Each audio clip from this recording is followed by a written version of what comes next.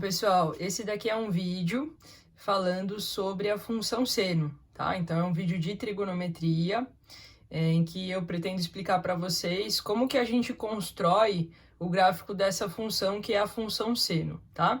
Bom, antes de mais nada, pessoal, a gente chama de função seno a função que associa um arco, tá? Então, um ângulo, ao valor do seu seno, tá? Então, é a função f de x igual a seno de x, tá? Então, essa daqui é a função seno.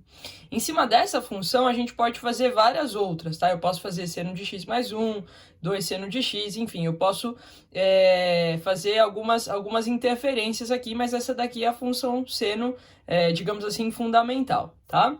Bom, antes de mais nada, pessoal, esse f de x aí, ele representa o que nós chamamos de y, tá? Então, essa daqui é a nossa variável y, tá? E o x vai ser o nosso ângulo, tá? Então, nesse gráfico que a gente vai montar, no eixo x, que é o eixo das abscissas, esse eixo que tá aqui deitadinho, a gente vai colocar os valores dos ângulos, tá? E no eixo y, que é esse eixo que está aqui em pé, a gente vai colocar os valores dos senos desses ângulos, tudo bem?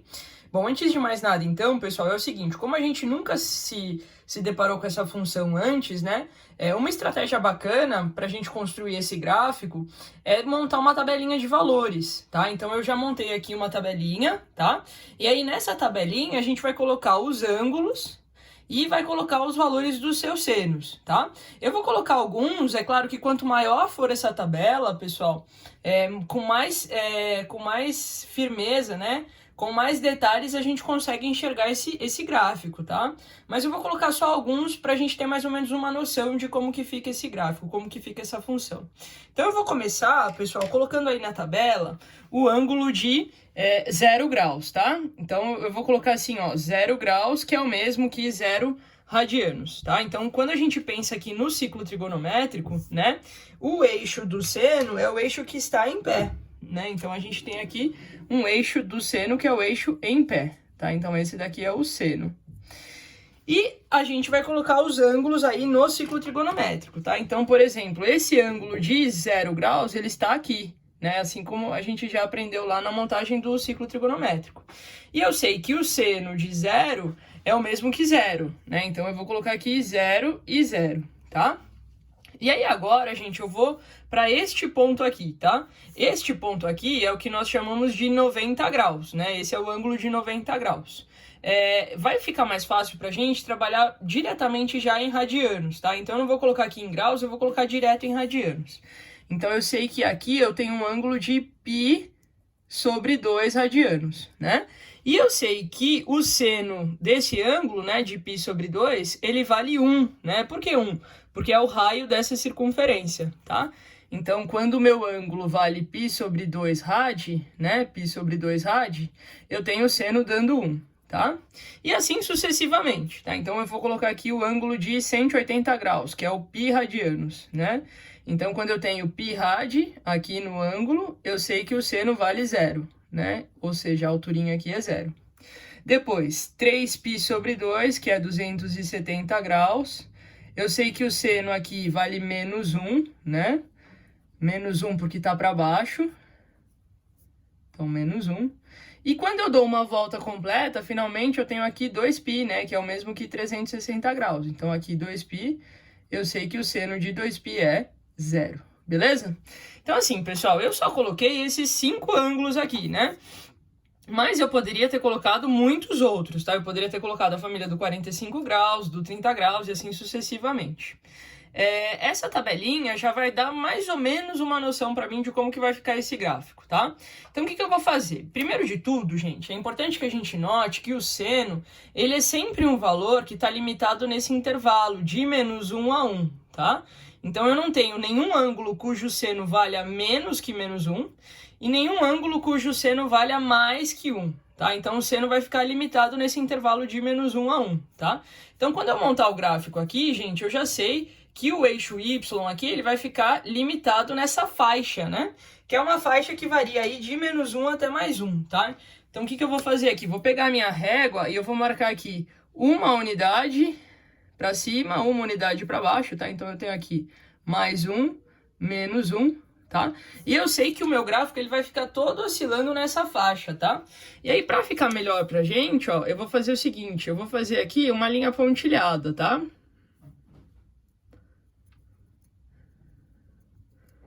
Então aqui eu tô fazendo uma linha pontilhada só para falar, ó, não vai passar daqui. E aqui embaixo a mesma coisa, eu vou fazer uma linha pontilhada para dizer que o meu gráfico não vai passar daqui, tá? Com a canetinha é um pouquinho mais difícil, gente, mas enfim, deu para entender, né? Então eu sei que o meu gráfico não vai passar dessa faixa aí verdinha, tá? E aí agora, no eixo X, né, eu vou colocar os ângulos que a gente tem aí, né? Então eu tenho aí o ângulo de 0, depois π sobre 2 e assim sucessivamente, tá? Então eu vou começar aqui marcando π, 2π, né? E aqui a metade do caminho entre eles, né? Mais ou menos. Então aqui a gente tem 0, né? π sobre 2. Aqui eu tenho π. Aqui 3π sobre 2 e aqui 2π, tá? Então, esses são os ângulos que a gente trabalhou aí na primeira volta do ciclo trigonométrico, tá? E aí agora, pessoal, com a canetinha vermelha, eu vou marcar os pontos que a gente tem aqui nessa tabela, tá? Então, os pares ordenados que eu tenho aqui. Então, quando o meu ângulo vale 0, o seno vale 0. Então, eu tenho esse ponto aqui, ó. 0 de x, 0 de y. Quando o meu ponto vale, o meu x vale π sobre 2, o seno vale 1, né? Então, ele vai lá para cima. Quando o meu ângulo vale π, o seno vale 0. Então, tá aqui. Quando o meu ângulo vale 3π sobre 2, o seno vale menos 1. E quando o meu ângulo vale 2π, o seno vale 0. A gente já tem aí alguns pontos, tá, gente? É claro que o ideal seria a gente fazer uma tabela maior, com mais ângulos e assim sucessivamente. Mas eu vou fazer aqui uma ideia de como que fica esse gráfico, tá? Esse gráfico, pessoal, é uma onda, tá? Então, a gente tem aqui uma onda, tá? E essa onda, ela é chamada de senoide, tá? Então, a onda que a gente forma aí no gráfico da função seno, ela recebe o nome de senoide. E o que é importante a gente reparar, né? Que essa onda, ela não fica limitada, ela não é assim, ela não fica somente nesse intervalo que vai de 0 a 2π, né? Porque aqui a gente só trabalhou com a primeira volta do ciclo trigonométrico. Mas se eu fizer mais voltas, ou se eu fizer menos voltas, né, se eu andar no outro sentido do ciclo trigonométrico, a gente vai ter esses valores de seno se repetindo, tá? Então, essa onda, gente, ela vai continuar, tá? Para a direita e para a esquerda, tá? Sempre repetindo esse formato de onda, tá legal? Tudo bem? Esse é o desenho aí da senoide, tá? E o que a gente pode notar aí sobre a função seno, né? Quais são as características que a gente pode notar? Bom, a gente pode notar que o domínio dessa função, deixa eu vir um pouquinho mais para trás, ó. Vou inclinar um pouco só para a gente poder enxergar aqui. O domínio dessa função, gente, é reais, tá? Por quê? Porque eu vou usar todo o eixo x, tá? Então, essa função, ela vai ser aqui infinita, tanto para a direita quanto para a esquerda, tá? Então, eu vou usar todo esse eixo x, portanto, eu vou tomar todo o eixo real, tá? Para ser o seu domínio.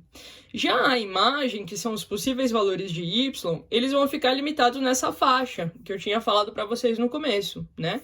Então, a minha imagem, ela vai variar de menos 1 a mais 1. E o colchete aqui, eu não sei se dá para enxergar, mas o colchete, ele tá fechado, tá? Porque eu incluo esses dois pontos, esse menos 1 e esse mais 1 na minha imagem, tudo bem? Como a minha imagem, ela fica só nessa faixa aqui, gente, a gente fala que a função seno, ela é uma função limitada, tá? É uma função aqui que vai trabalhar só nessa faixa, tá? O que mais, pessoal? Eu sei que esse formato, ele vai se repetir infinitamente, né? Para a direita e para a esquerda. Então, é como se eu tivesse aqui uma onda que fosse modelo, né? Ou seja, que eu pudesse repetir esse formato, né? Carimbar esse formato daqui para frente, né? Daqui para frente e daqui para trás. Então, esse comprimento de onda aqui, né? Que começa no 0 e vai até o 2π, é o que nós chamamos de período da função. Período da função, tá? E esse período vale 2π. Ou seja, o que eu quero dizer quando eu escrevo isso? Que a cada 2π, essa função vai se repetir. Então, eu vou ter esse desenho se repetindo aqui de 2π em 2π. Tanto para frente quanto para trás, tá? Por isso a gente fala que essa função ela é uma função periódica, tá? Então, ela vai se repetir assim.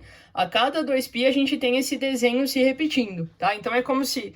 Eu brinco dizendo que é o seguinte, é como se eu fizesse um carimbo aqui e com esse carimbo eu carimbasse daqui para frente e daqui para trás, tá? Então isso é o que eu quero dizer quando eu falo que a função é periódica, tá? E a amplitude, pessoal, a amplitude é sempre a distância, tá? É a distância que a gente tem aqui entre, né, esse eixo aqui, né, o eixo x, e aqui o ponto mais alto ou o ponto mais baixo da minha função, tá? Então, isso daqui é o que nós chamamos de amplitude. E nesse caso aqui, né, no caso da função seno aí fundamental, essa amplitude vale 1 unidade, né? Por quê? Porque a minha onda, ela sobe 1 unidade e depois ela desce 1 unidade, tá? Lembrando que a amplitude é sempre uma distância, tá? Então, nunca pode ser um número negativo, tudo bem? Então, a função seno, ela tem amplitude de 1 unidade, tudo bem, pessoal? Então, essa aula foi sobre a função seno, tá? Essa função y igual a seno de x. Claro que eu posso fazer alterações aí nessa lei dessa função, e aí dependendo das alterações que eu fizer, eu vou ter gráficos diferentes, tá? Eu posso ter amplitudes maiores, eu posso ter períodos maiores ou menores, enfim, eu posso ter gráficos diferentes, mas todos baseados nessa onda, tá? Que se chama senoide. Tá legal? Pessoal, é isso. Espero ter ajudado. Até a próxima.